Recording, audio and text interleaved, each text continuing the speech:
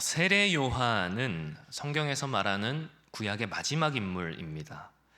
그래서인지 세례 요한은 심지어는 예수님을 거절하는 그런 이슬람에서도 굉장히 중요하게 생각하는 인물입니다. 그래서 이슬람의 위대한 선지자들 중 하나로 세례 요한이 이슬람의 경전, 꾸란, 코란에도 기록되어 있습니다. 뿐만 아니라 세례 요한이라고 하는 인물은 자유주의자들에게도 중요하게 여겨집니다. 예수님을 하나님이 아닌 그저 한 훌륭한 인간, 도덕적 모범으로 보는 자유주의자들조차도 세례 요한을 예수님의 스승으로 기리고 높입니다. 그만큼 이 세례 요한이라고 하는 인물은 구속사적으로도 그리고 역사적으로도 심지어 이방 종교라 할 수 있는 이슬람에서도 중요하게 여겨지는 그런 인물입니다.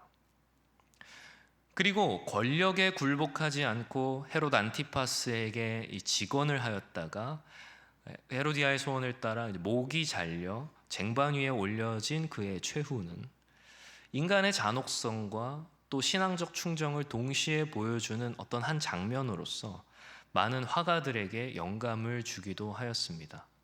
그래서 제가 사실은 그림을 소개할까 하다가 특세 기간 은혜 막 받고 계신데 너무 잔인한 그림 보고 좀 놀라실까봐 그림은 뺐습니다. 우리는 이 세례 요한을 생각하기 전에 먼저 그의 등장 배경이 되는 복음서의 초기 시기를 잘 알아둘 필요가 있을 것 같습니다. 왜냐하면 우리가 세례 요한의 사역을 이해하기 위해서는 그 당시 유대교의 분위기와 또 인식을 이해할 필요가 있기 때문입니다. 당시 유대교에서는 메시아에 대한 갈망이 있었습니다. 소위 메시아 대망사상이라고 불리는 메시아가 오셔서 우리 이스라엘을 회복하실 것이다 라고 하는 그것에 대한 영적인 기대가 있었습니다. 이것은 구약 선지서들에 기록된 어떤 예언들을 토대로 이스라엘이 이방 민족의 포로로 끌려가게 되었을 때 너희가 거기서 하나님을 잊지 않고 안식일을 비롯하여 율법을 잘 지키면 하나님께서 메시아를 보내어 이스라엘을 회복할 것이다 라고 하는 그러한 기대가 당시 신약 초기 시기 이 유대인들 가운데 있었다는 것입니다. 메시아라고 하면 말 그대로 기름 부음 받은 자를 말합니다. 기름 부음을 받았다라고 하는 것은 쉽게 말하자면 그 직분과 그 기능을 하나님께서 인쳐 주셨다는 것을 말합니다. 그가 하나님의 일을 할 수 있도록 하나님께서 친히 그 직분에 인쳐 주시는 것입니다. 그래서 구약 시대에는 우리가 잘 알다시피 세 가지 직분의 기름 부음이 행해졌습니다. 선지자, 제사장, 왕. 이 세 가지 직분. 그래서 메시아라고 했을 때 사실 그것은 한 사람을 가리킨다기보다 하나님의 뜻대로 하나님의 일을 행할 자, 하나님께서 인쳐주신 하나님의 기름 부음 받은 자들을 가리키는 폭넓은 표현입니다. 그러나 선지자 말라기 이후 구약과 신약 사이에 무려 400년이라고 하는 기간 동안 하나님께서 이스라엘 백성들에게 침묵하시면서 이스라엘에게 있어서 그들이 기대하고 고대했던 메시아는 어떤 단순히 기름 부음을 받은 기능직을 말한다기보다 구약에 예언된 바로 그 메시아를 가리키는 호칭으로 변모하였습니다. 신약에 등장하는 왕, 제사장들은 기름 부음 받은 자, 다시 말해 하나님께서 인쳐주신 왕과 제사장들이 아니었던 것입니다. 그래서 신약 예수님 시기에도 성경을 보면 왕도 있고 제사장들도 나오고 하지만 그들을 가리켜서 기름 부음 받았다 이렇게 이야기하지는 않습니다. 헤롯 대왕은 유대인의 왕이었지만 그가 어떤 로마가 임명한 유대인의 왕으로서 유대인들의 지지를 받아 왕이 된 것, 정당한 후손과 어떤 혈통을 따라 왕이 된 것은 아니었습니다. 그래서 헤롯이 성전을 크고 웅장하게 지었던 것입니다.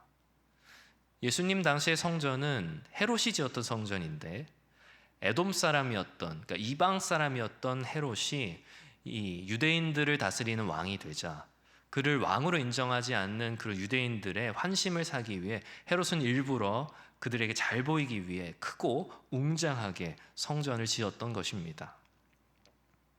다시 말씀드리자면 신약 시대에도 선지자, 제사장, 왕이라 불리는 이들이 있었지만 유대인들이 기다렸던 메시아는 모세와 같은 선지자, 영원한 대제사장, 다윗과 같은 왕, 바로 그 메시아였던 것입니다. 그 메시아에 대한 대망사상, 큰 갈망 가운데에서 이스라엘 백성들은 오실 메시아를 기다리는 일은 어떤 것일까 고민하였습니다. 그래서 당시에 예수님께 어떤 안식일 논쟁을 행하고 했던 것은 바로 그 때문입니다. 왜냐하면 유대인들은 안식일을 잘 지키는 것이 메시아를 기다리는 일이라 생각했기 때문입니다. 그래서 예수님께 나와 자신은 율법을 다 지켰습니다 이렇게 얘기하던 그 부자 청년의 말도 이와 같은 맥락에서 그렇습니다. 나는 메시아를 잘 기다리고 있는 사람입니다. 그 예수님께 말씀하는 것입니다.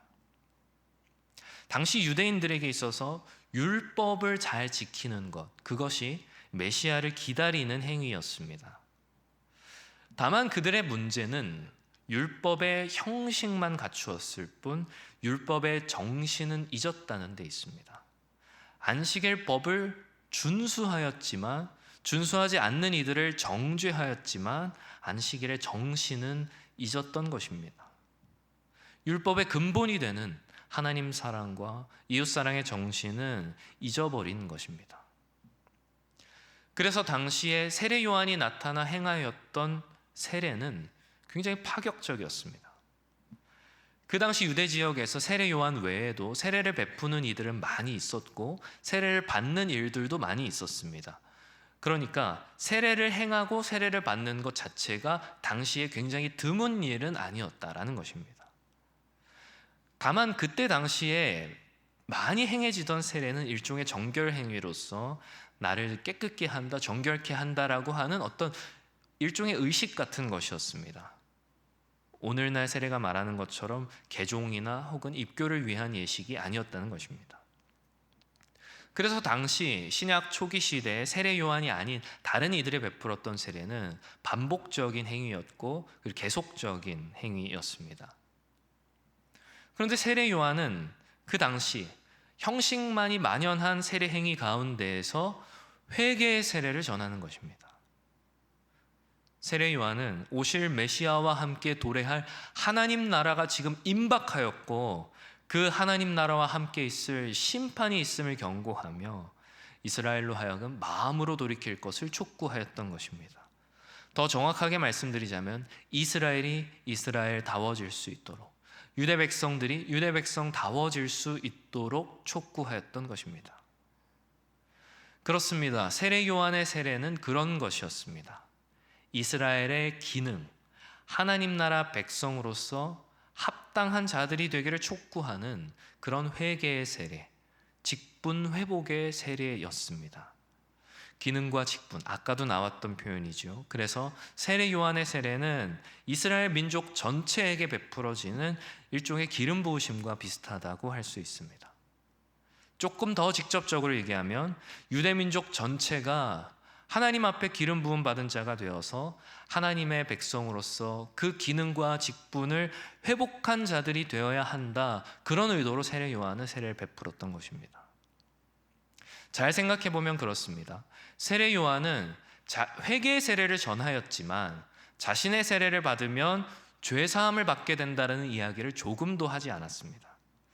당시 유대인들의 생각에 있어서도 세례를 통해서 죄 사함을 받는다 이런 인식은 없었습니다. 그래서 예수께서 죄 사함의 권세를 말씀하셨을 때 유대인들은 신성모독이다라고 하며 예수께 분노했던 것입니다. 죄 사함은 하나님의 일이라고 여겼기 때문입니다. 당시 유대인들이 세례 요한의 세례를 받으면서 그 세례 가운데 인식했던 것은 우리가 회개하여 다시 하나님의 백성 민족으로서 다시 기능하고자 하는 하나님 나라 백성의 정체성과 사명을 회복하는 것으로 세례 요한의 세례가 유효했다고 생각했던 것입니다. 마치 두 눈이 뽑히고 머리가 잘려나갔던 삼손이 하나님 앞에 회개하였을 때 나실인의 직분과 기능을 회복하였던 것처럼 말입니다. 그래서 많은 이들이 세례 요한의 세례를 받으러 나와왔습니다. 그런데 예수님께서 세례 요한에게 세례를 받으러 나오십니다. 세례 요한은 당연히 무척 놀랄 수밖에 없었습니다. 세례 요한은 예수님을 보았을 때 그가 바로 그 메시아라는 것을 알아보았습니다. 아니, 이스라엘을 진정으로 회복하실 이가, 이스라엘을 진정으로 기능케 하실 분이 자신의 세례를 받으러 오신다니, 자기가 베푸는 세례는 분명히 구약의 기름 부음과 같이 직분을 회복하는, 기능을 회복하는 것일 뿐이었는데 말입니다.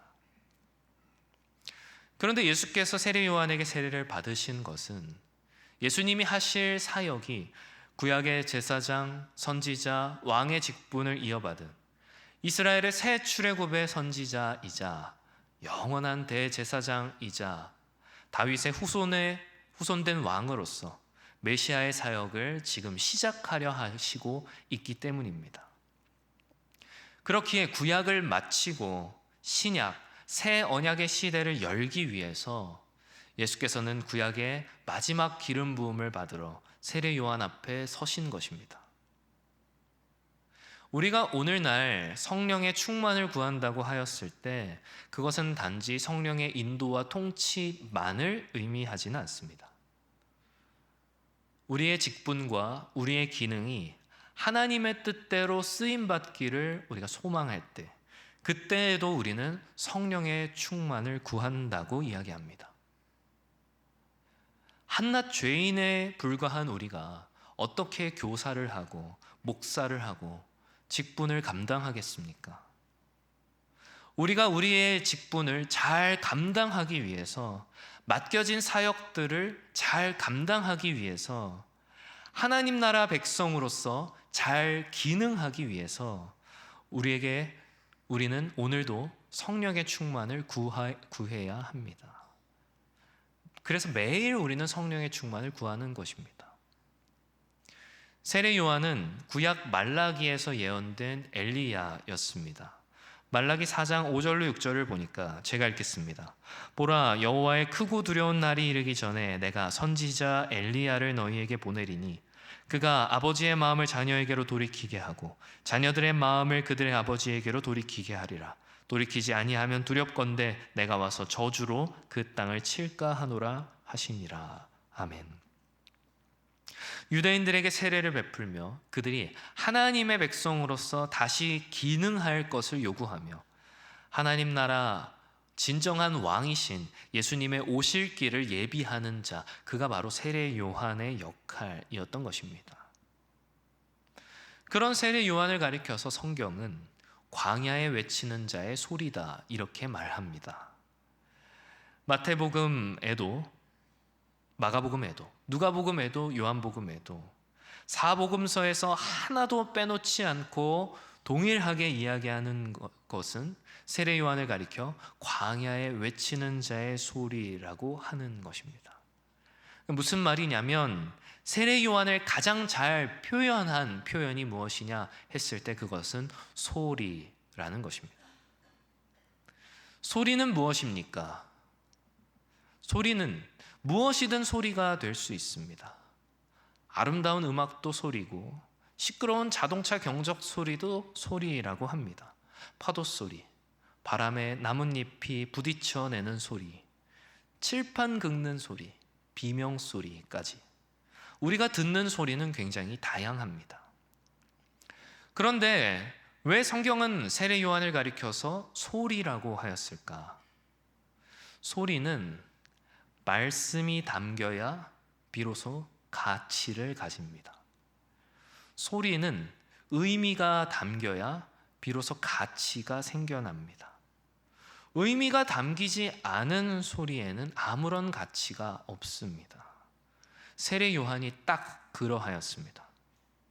세례 요한은 자기가 어떤 스스로 높임을 받고자 하거나 내가 어떤 가치를 지니고자 하지 않았습니다. 사람들이 자기를 추종하고 따르고 높일 것을 원하지 않았습니다. 그는 철저하게 광야에서 주님의 오실 길을 예비하는 자였고 자신의 수제자까지도 예수님께 다 보내어 예수님을 따르게 하였던 오직 예수만을 담아낸 인생이었습니다. 세례 요한은 참으로 소리였습니다. 말씀을 담아낸 소리였습니다. 그런데 소리가 말씀을 담아내자 의미가 생깁니다. 그 인생에 가치가 생겨납니다. 세례 요한 분명히 말하였습니다. 그는 흥하여야 하겠고 나는 쇠하여야 하리라. 자기가 쇠하는 자리, 소리의 자리를 택하였습니다. 그런데 주님께서 흥하시자 세례 요한도 흥하는 것입니다. 마태복음 11장 11절 보니까 여자가 낳은 자 중에 세례 요한보다 큰 이가 없다. 예수님께서 세례 요한을 가리켜서 여자가 낳은 자 중에 가장 크다 말씀하십니다. 높여주시는 것입니다. 왜 그렇습니까? 세례 요한은 자기를 위한 인생을 산 것이 아니라 오직 예수님만을 위한 인생을 살았기 때문입니다. 우리가 잘 아는 표현으로 바꿔보자면 자기 자신은 죽고 예수로 사는 자, 그가 바로 세례 요한이었습니다. 사랑하는 성도 여러분, 우리는 어떤 삶을 살고 있습니까? 어떤 삶을 원하며 살고 있습니까? 말씀을 잘 담아낸 소리로서의 삶을 살기를 원하십니까? 아니면 그저 소음에 불과한 그런 삶을 살기를 원하십니까? 우리가 그저 말씀을 담아낸 소리이고자 할 때, 말씀을 잘 담아내는 것이 우리의 인생의 전부인 그런 삶을 살고자 할 때 하나님께서 우리의 인생을 참으로 복되게 하여 주십니다. 우리가 우리의 생각과 우리의 주장과 우리의 욕망을 외치는 것이 아니라 예수를 드러내고 예수를 전하고 예수를 외치는 그러한 삶을 살아갈 때, 그런 소리이고자 할 때 하나님께서 우리 인생을 참으로 가치 있게 하신다는 것입니다. 살아서는 메뚜기와 석청뿐인 광야의 인생이었지만 그 최후는 목이 잘려 쟁반 위에 올라가는 인생이었지만 하나님께서 세례 요한의 영혼을 기뻐 받으셨을 줄 믿습니다. 우리 또한 그러한 자들이 되어야 합니다. 말씀이신 예수 그리스도를 잘 담아내는 자들이 되어야 합니다. 예수뿐인 인생이 되어야 합니다. 예수가 담겨야 의미가 생기고 예수가 담겨야 가치가 생깁니다. 우리가 내는 소리는 어떤 소리입니까? 우리가 내야 할 소리는 어떤 소리입니까? 사랑하는 성도 여러분, 말씀을 맺으려 합니다. 세례 요한은 우리에게 소리의 삶을 보여줍니다. 자기 자신을 주장하는 것이 아니라 자기를 비워낸 그의 삶의 자리에는 하나님의 역사가 채워졌습니다. 그를 가리켜 주님의 오실 길을 예비한 자라고 하는 위대하고 복된 칭호가 주어졌습니다. 그리고 하나님께서는 오늘도 다시 오실 주님의 길을 예비하는 자들을 찾고 계십니다. 말씀을 담아낼 소리, 예수를 담아낼 자신의 자녀 백성들을 찾고 계십니다. 탐욕과 욕망으로 얼룩진 이 시대에 오로지 예수만을 전할 메신저를 찾고 계시는 것입니다. 우리의 말과 우리의 행동, 우리의 생각과 가치관, 우리의 삶에 이루어지는 모든 관계와 모든 선택들, 그 가운데에서 예수가 담겨지는 우리가 모두가 되기를 소망합니다. 세상은 그곳에 자꾸 우리 자신을 담아낼 것을 요구합니다. 자기 목소리를 높이고 자기 생각과 자기 뜻대로 자기 인생을 살아갈 것을 우리에게 요구합니다. 그러나 우리가 그러한 세상의 요구를 거부하고 나는 죽고 예수로 사는 인생, 예수만을 담아내는 소리 같은 인생을 살아가고자 할 때 우리의 인생은 그 자체가 복음, 기쁜 소식이 됩니다. 아무 의미 없는 소리가 아닌 소식이 됩니다. 광야를 살아가고 계신 성도 여러분, 대궐에서 나는 꽹과리 소리보다 광야에 외치는 자의 소리가 더 복되다는 사실을 기억하시길 바랍니다.